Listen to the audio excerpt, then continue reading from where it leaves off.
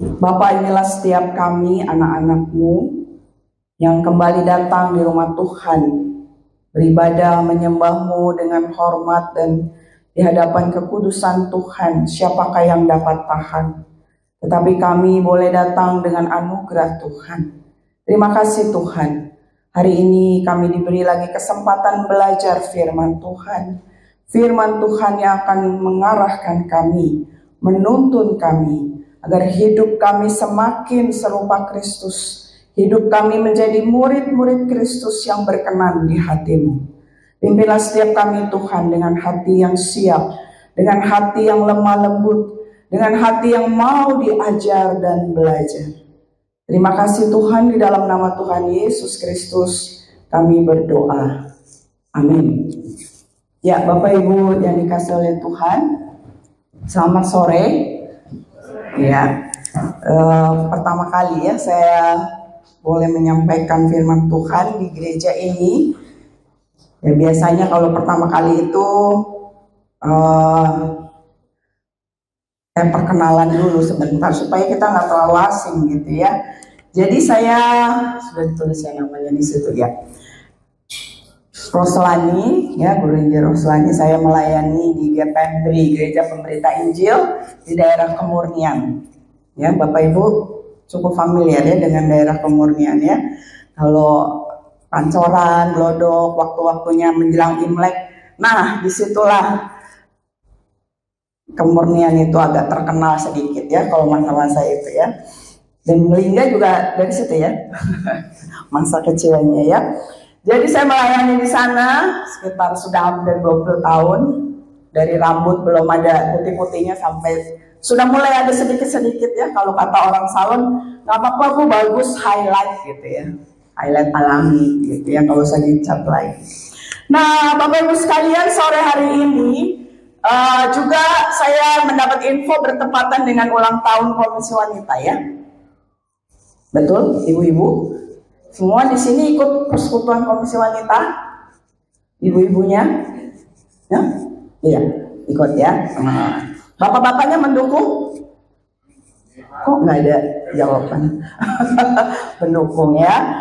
Nah, jadi karena sore ini kita mau bersama-sama juga bersyukur untuk penyertaan Tuhan di dalam pelayanan di Komisi Wanita. Jadi memang tema sore hari ini agak spesifik untuk wanita dan ibu-ibu. Jadi bukan berarti habis ini bapak-bapaknya udahlah saya pulang aja ya. Jangan ya, tetap aja di sini. Karena firman Tuhan itu berlaku untuk kita semua. Ya. Jadi saya mengajak kita membuka dari Injil Lukas pasalnya yang ke-9. Saya mau tanya dulu, jadi nanti dari sana ya, nextnya ya, atau di mana? Oh ini ya, udah on. Oke. Ya, kita buka Injil Lukas pasalnya yang ke-9. Mari kita bersama-sama membuka firman Tuhan dari Injil Lukas pasal yang ke-9. Kita bersama-sama melihat mulai ayat 22 sampai ayat yang ke-27. Injil Lukas pasalnya yang ke-9 mulai ayat 22 sampai ayat 27. Oke, sudah ketemu semua? Ya. Mari kita membacanya silih berganti. Saya akan baca ayat 22, Bapak Ibu sekalian ayat 23. Demikian kita bergantian sampai ayat 27 ya membacanya. Demikian firman Tuhan. Dan Yesus berkata, Anak manusia harus menanggung banyak penderitaan dan ditolak oleh tua-tua, imam-imam kepala dan ahli-ahli Taurat, lalu dibunuh dan dibangkitkan pada hari ketiga.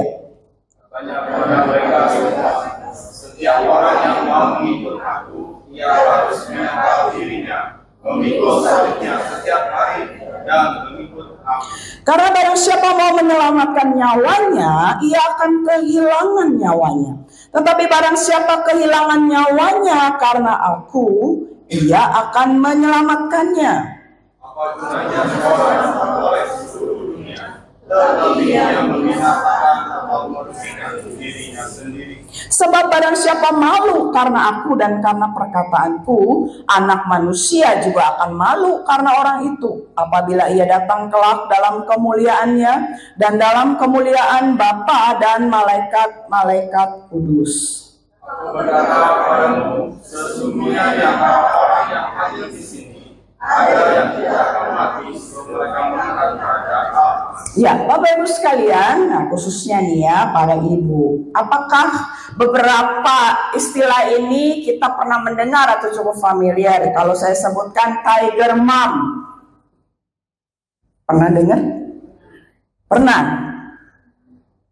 Ada yang begitu di rumah? Nggak ngaku ya kalau di sini ya. Tiger Mom itu apa sih? Pola pengasuhan orang tua khususnya mama dengan disiplin tingkat tinggi. Menekankan yang utama itu pokoknya anaknya harus prestasi, nilai. Kalau sekarang istilahnya pokoknya jangan sampai di bawah KKM gitu kan ya. Kalau bisa 100 terus. Kalau kurang dikit, wah, udah mulai mengeluarkan taringnya nih. Ini katanya Tiger Mom seperti itu. Mendidik anak supaya anak tidak cengeng. Tiger Mom. Kedua, Super Mom. Pernah dengar? Nah, jadi di mata orang, mama seperti ini pokoknya mengerjakan segalanya. Perfect. Rumah itu selalu bersih, penampilan juga terawat, pinter cari uang, pinter urus rumah, pinter masak, pinter bikin kue. Wah, ini udah ideal banget nih gitu ya. Atau kita mungkin juga pernah mendengar atau mungkin di kalangan para suami ini agak lama, istilah agak lama ya. Ada yang namanya isti. Apa tuh isti? Hah? Tahu gak ini singkatan apa? Ikatan? Wah, jangan-jangan ada yang punya grup WA dengan nama ini ya. Para bapak-bapak, coba nanti dilihat WA-nya ya, para ibu ya. Semoga nggak ada di sini kan ya. Nggak ada yang harus, jangan takut sama istri ya, takutnya sama Tuhan ya mestinya ya. Tapi itu menjadi sebuah jokes, menjadi sebuah sindiran. Karena kadang ada juga para suami yang akhirnya kalah dengan power istrinya. Dan ada para istri yang sangat bangga ketika suaminya takut dengan dia. Terus sebuah slogan happy wife, happy life. Gitu ya.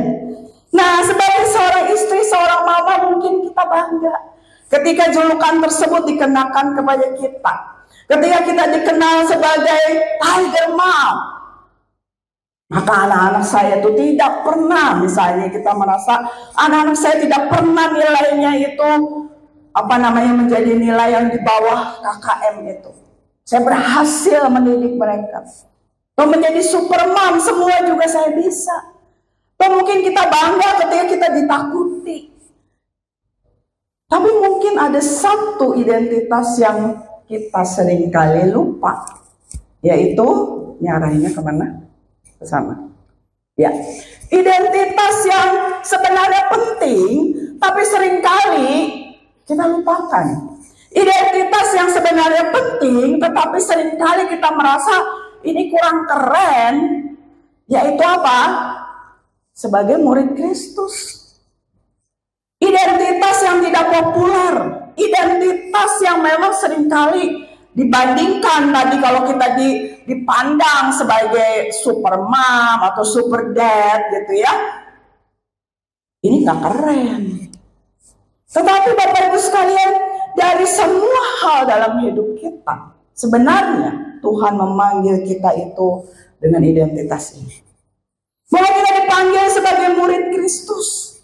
Dan apakah kita bangga akan identitas itu? Hari ini saya mengajak kita melihat lebih dalam apa yang Kristus nyatakan kepada kita sebagai murid-muridnya. Bagaimana seharusnya kita sebagai murid Kristus menjalani hidup dalam mengikut Dia untuk kita semua. Walaupun tadi tema saya di depan sebagai istri, sebagai ibu, sebagai murid Kristus.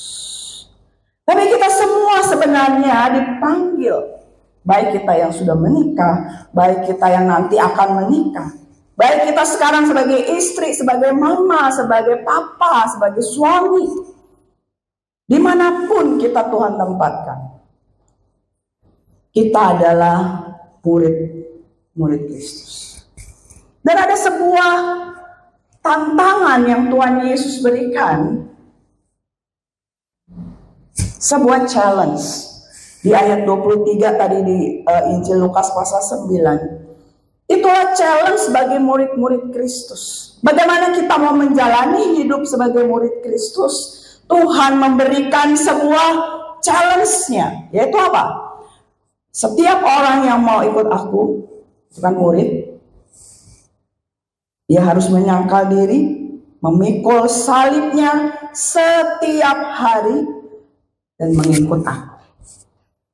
Jadi ketika seorang murid mau menyatakan diri, saya mau ikut Engkau Tuhan, ikut aku yang seperti apa? Nah, di sini Tuhan Yesus mau katakan, ini loh aku yang akan kamu ikuti.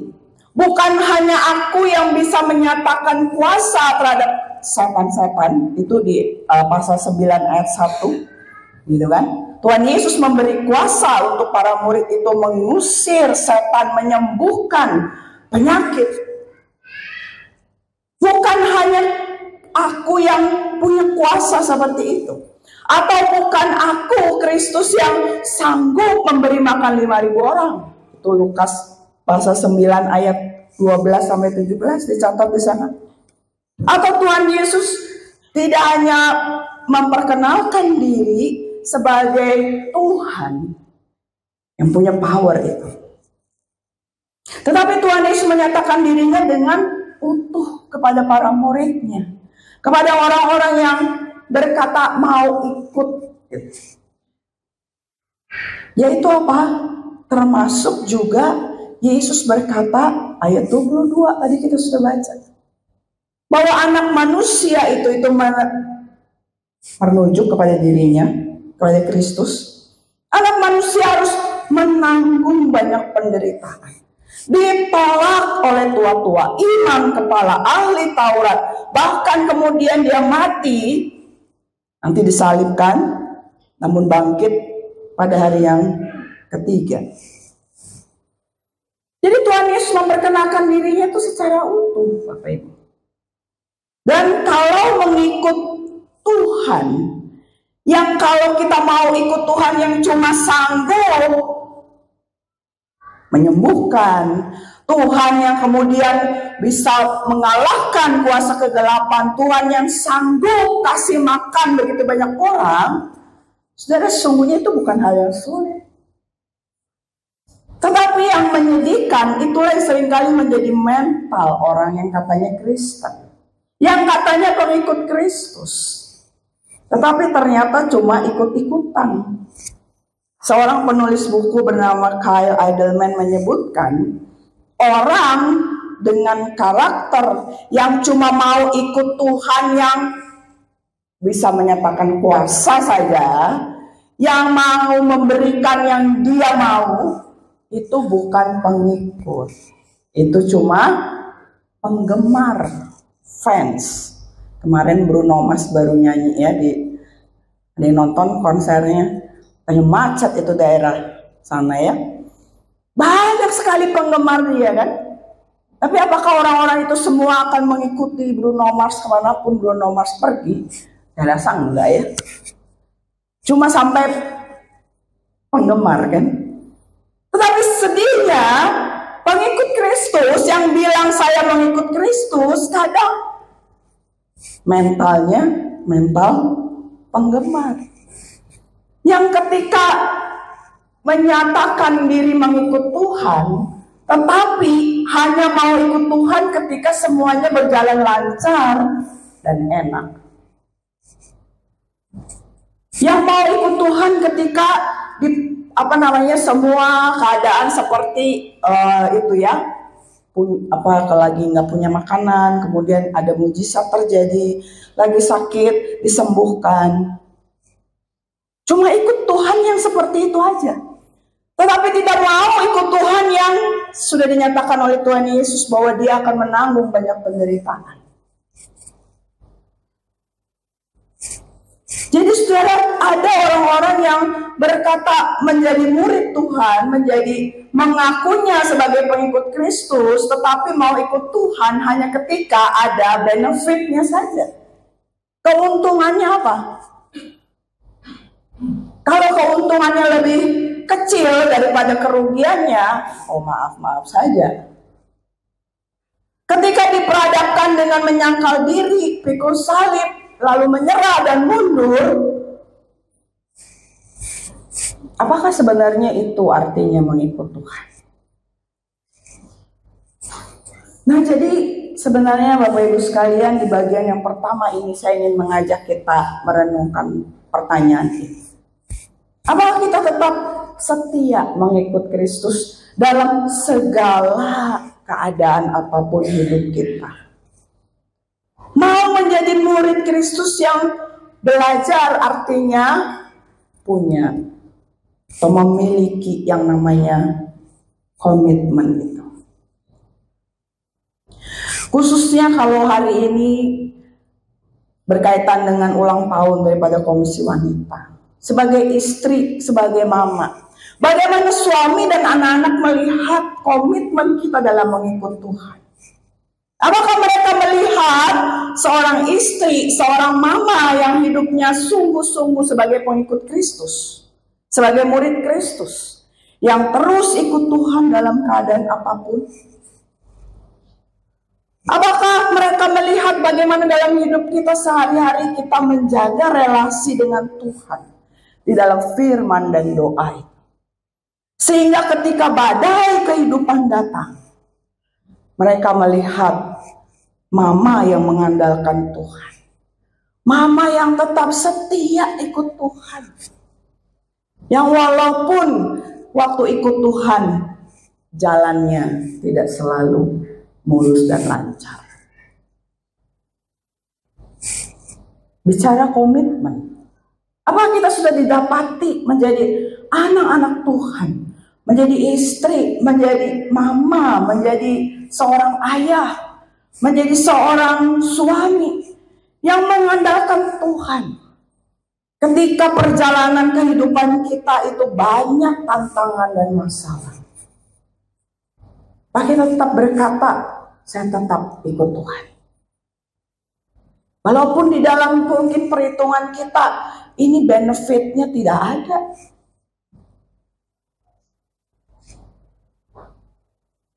Bahkan ada orang-orang yang ketika malah dia berkomitmen percaya Kristus. Jadi ada orang yang saya kenal begitu ya. Ketika sudah percaya Kristus, malah kemudian banyak hal yang terjadi dalam hidupnya. Baik itu masalah kesehatan, masalah ekonomi.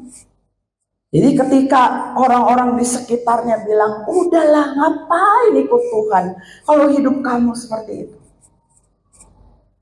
Tapi sang ibu ini berkata, saya tetap akan ikut Tuhan. Saya tetap akan ikut Tuhan. Nah, Bapak Ibu sekalian, bagaimana dalam kehidupan yang sedang kita jalani hari ini? Apakah di tengah tantangan itu, di tengah masalah yang kita hadapi, pribadi lepas pribadi, kita tetap menyatakan diri punya komitmen sebagai murid Kristus. Bukan hanya bermental penggemar, tapi benar-benar sebagai pengikut. Bukan hanya ketika ada benefitnya, tetapi bahkan ketika secara perhitungan manusia banyak hal di dalam dunia ini yang tidak kita dapatkan. Apakah kita tetap memiliki komitmen itu? Bagian besar yang kedua dalam bagian perikop ini mengajak kita bersama-sama melihat bahwa di dalam perjalanan mengikut Kristus itu adalah sebenarnya perjalanan datang dan kemudian pakai istilahnya mati. Maksudnya dalam tanda petik adalah karena di dalam pernyataan Tuhan Yesus, setiap orang yang mau ikut aku menyangkal diri, memikul salib. Dua hal ini, ketika pendengar pertama mendengar Tuhan Yesus berkata seperti ini, mereka dalam pikirannya itu sudah sangat jelas. Ketika Tuhan Yesus berkata menyangkal diri, mau memikul salib, itu perjalanan ikut, datang, dan siap untuk mati. Karena ketika mereka mendengar menyangkal, memikul salib, itu udah gak ada pilihan lain. Pasti sebuah perjalanan yang mereka tahu ada konsekuensi kematian itu. Jadi seorang murid itu membutuhkan perubahan orientasi hidup, Bapak Ibu ya. Dimana kita itu sebenarnya setiap hari ketika Tuhan berkata memanggil kita sangkal diri, pikul salib, ada penekanan di Lukas setiap hari. Dan mengikut Kristus. Itu sebenarnya sedang belajar apa sih? Kita setiap hari itu terus menyelaraskan diri dengan kehendak Tuhan. Dan membuang hal-hal yang tidak sesuai dengan kehendak Tuhan. Sebagaimana alat musik yang kita familiar.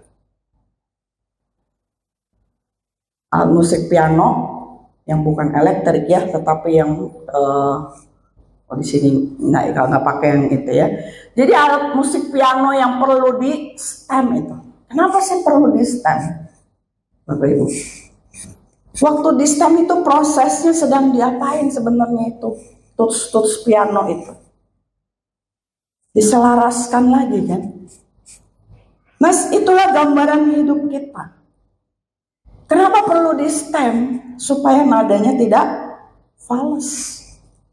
Demikian hidup kita, atau bahasa kerennya dia bilang hidup kita itu setiap hari perlu dikalibrasi.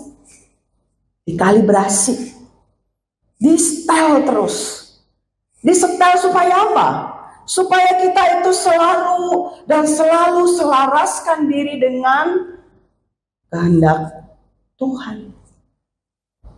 Inilah murid Kristus. Mengutamakan kehendak Tuhan.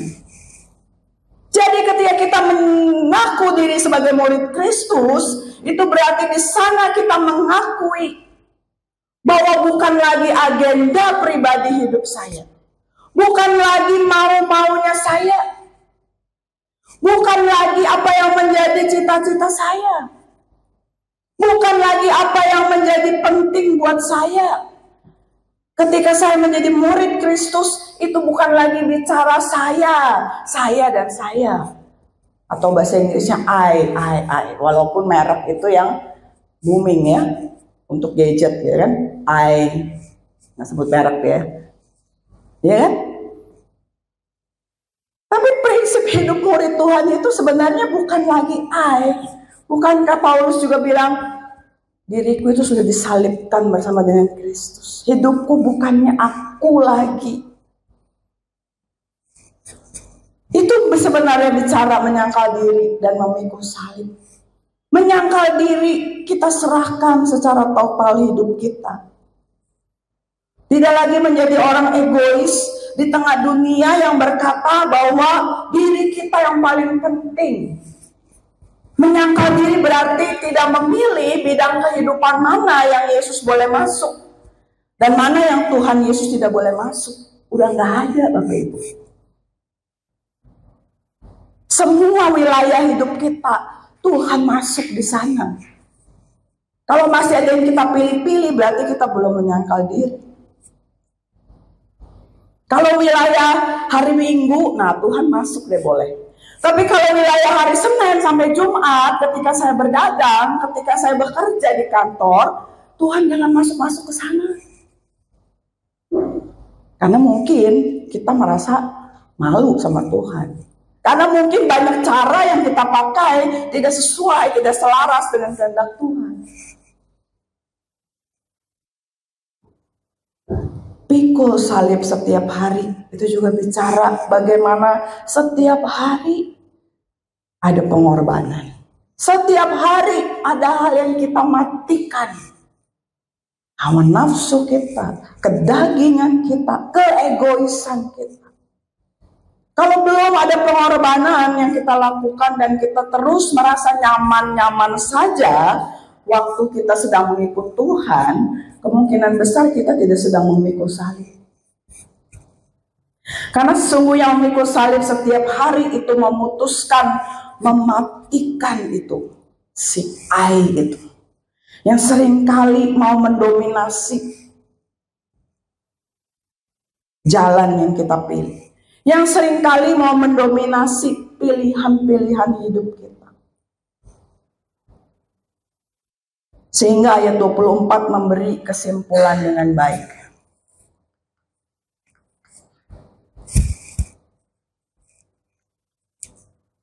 Ayat 24 dikatakan, karena barang siapa mau menyelamatkan nyawanya, ia akan kehilangan nyawanya. Tapi barang siapa kehilangan nyawanya karena aku, ia akan menyelamatkannya. Ayat 24 ini menjadi kesimpulannya. Kalau kita ingin menyelamatkan diri dengan cara aman, tetap menjadi serupa dengan dunia ini, Tuhan bilang kita akan kehilangan yang sesungguhnya.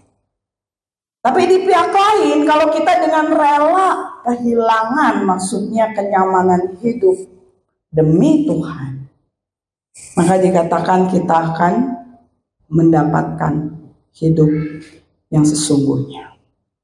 Karena ayat 25 dibilang apa gunanya kita punya semua yang ada di dalam dunia ini, yang nilainya sementara itu, tetapi kita kehilangan yang kekal itu. Apa gunanya? Apa gunanya kita mengutamakan diri kita sendiri? Kita menjadi orang yang tadi, misalnya orang tua yang pokoknya nilai anak-anaknya itu harus perfect. Pokoknya rumahnya itu harus selalu rapih. Pokoknya semua yang tampil itu di depan orang haruslah menjadi sesuatu yang dinilai orang secara baik. Tapi hanya luarnya saja. Sehingga value hidup kita ditentukan dari apa yang kita pakai, dari brand apa yang kita pakai. Tuhan bilang, kalau itu yang kamu kejar, maka yang utama, yang kekal, itu akan hilang. Seperti ada cerita seorang atlet pemanah yang luar biasa terkenal, yang tidak pernah meleset. Itu kan pemanah itu kan ada itunya ya, sasarannya itu. Dia selalu dengan jitu menembak.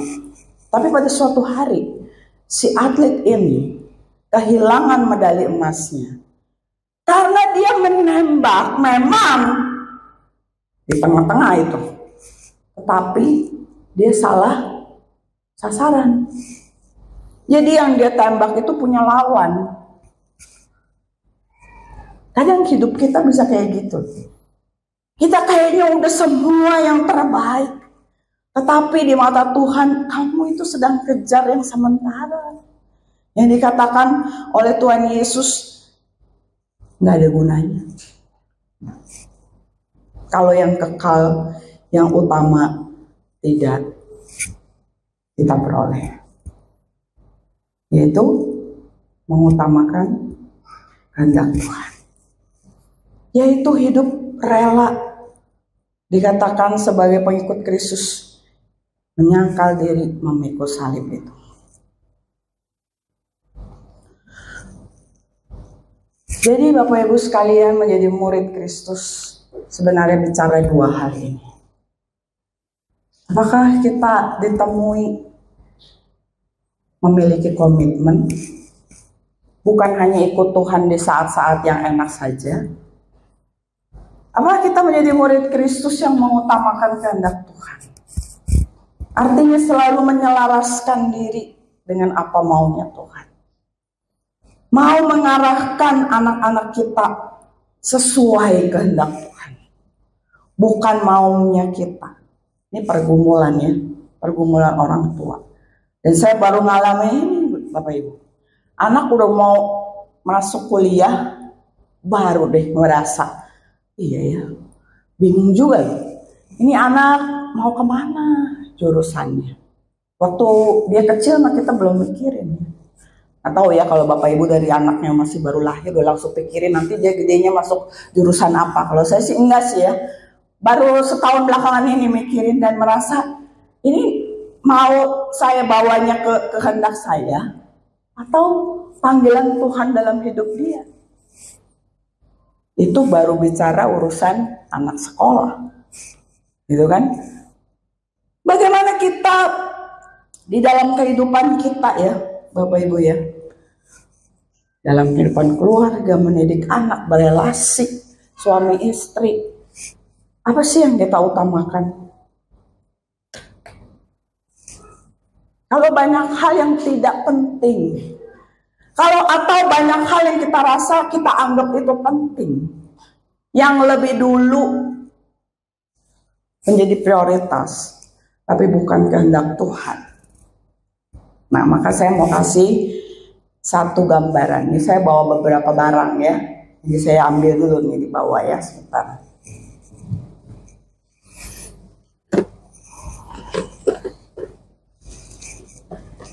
Jadi kita andaikan kotak ini sebagai hidup kita, oke?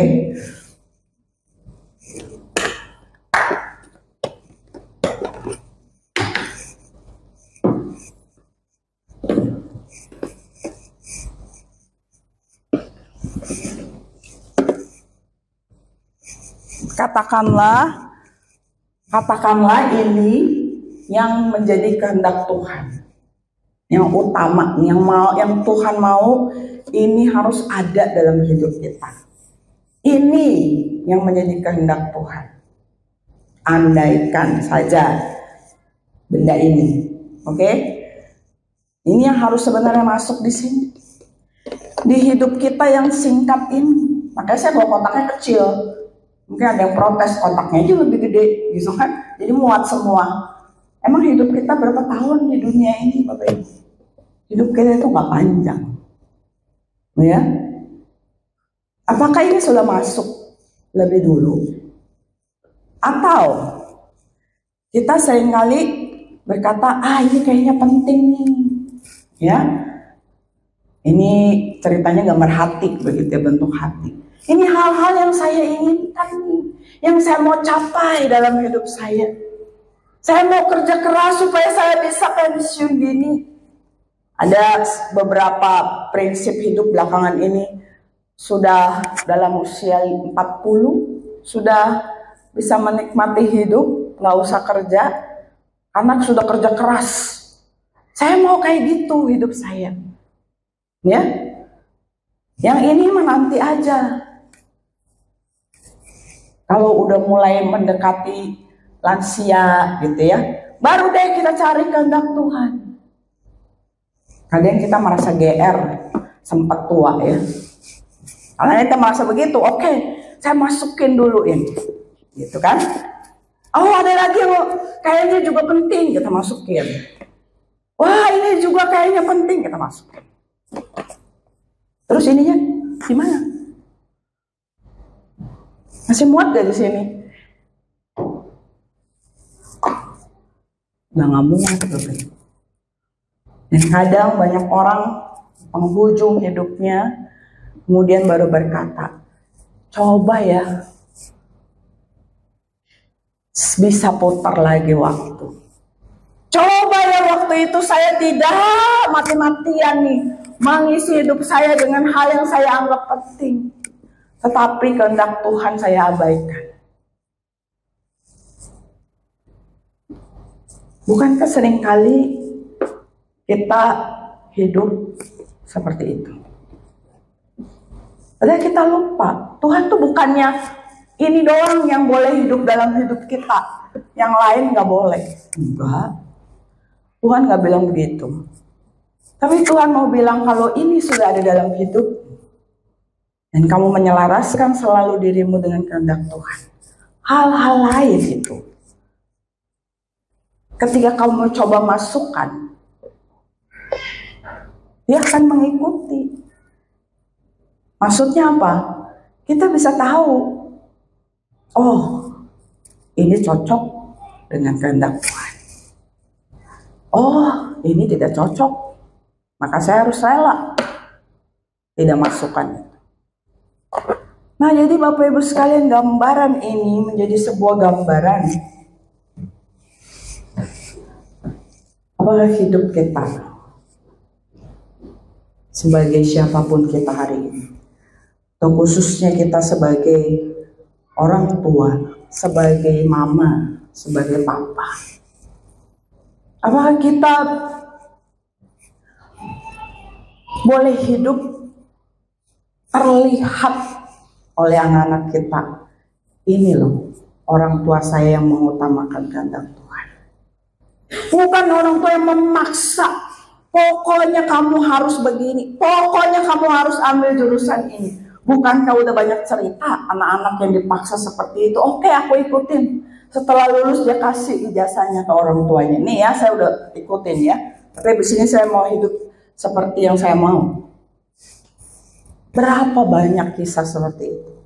Atau berapa banyak kisah ketika seorang tua yang hidupnya hanya selalu memanjakan anaknya, tidak sesuai dengan kehendak Tuhan. Di penghujung atau di masa tuanya, banyak orang tua yang cerita menyesal. Setelah kita hidup, mengisi hidup dengan hal kayak gitu. Bapak Ibu yang dikasihi oleh Tuhan, di dalam kehidupan saya bersama anak-anak, saya belajar harus mengubah doa saya. Bukan lagi saya berdoa, Tuhan, saya doa agar anak-anak saya bertumbuh semakin serupa Kristus. Kita pikir itu kan doa yang baik, kenapa harus dirubah? Karena suatu titik saya menyadari, seharusnya doa saya adalah, Tuhan, saya berdoa agar kami, maksudnya agar saya dan anak-anak saya pun juga harus bertumbuh semakin serupa Kristus.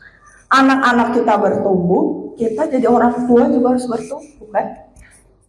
Bukan hanya bertumbuh tahu trennya mereka, bukan, tetapi bertumbuh dalam hidup kita, kerohanian kita. Sehingga anak-anak itu, sehingga keturunan kita, keluarga kita, orang-orang di sekitar kita, orang-orang yang ada dalam lingkungan kita, itu akan melihat kualitas hidup murid Kristus dalam diri kita, yaitu memiliki komitmen dan mengutamakan kehendak Tuhan. Mari kita berdoa. Bapa, inilah setiap kami yang sudah belajar dan mendengar firman Tuhan. Setiap kami yang hadir pada sore hari ini, Tuhan yang paling tahu kondisi hidup kami. Tuhan yang paling tahu pergumulan-pergumulan kami, yang seringkali kami berusaha tutupi. Yang seringkali ketika orang tanya kami apa kabar, kami hanya menjawab baik. Tapi Tuhan yang paling tahu. Apakah kami tidak baik-baik saja? Apakah kami sedang struggle ya Tuhan? Struggle untuk menjadi murid. Ya, kami menjadi istri, menjadi mama, menjadi suami, menjadi papa.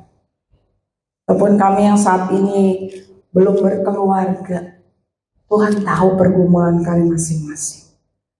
Bagaimana kami mau hidup menjadi murid Kristus. Tolonglah setiap kami Tuhan, agar kami tidak melewatkan hidup yang Tuhan berikan ini berlalu begitu saja. Tolong kami Tuhan untuk mengisinya dengan komitmen ikut Engkau. Tolong kami untuk mengisinya dengan hidup melakukan, mengutamakan kehendak Tuhan. Dari sekian banyak yang dunia tawarkan, dari sekian banyak hal yang menjadi cita-cita kami, Tolong kami Tuhan, untuk terus menyelaraskan hidup kami dengan kehendak-Mu. Terima kasih Tuhan, kiranya firman-Mu boleh senantiasa mengarahkan hidup kami. Di dalam nama Tuhan Yesus, kami berdoa. Amin.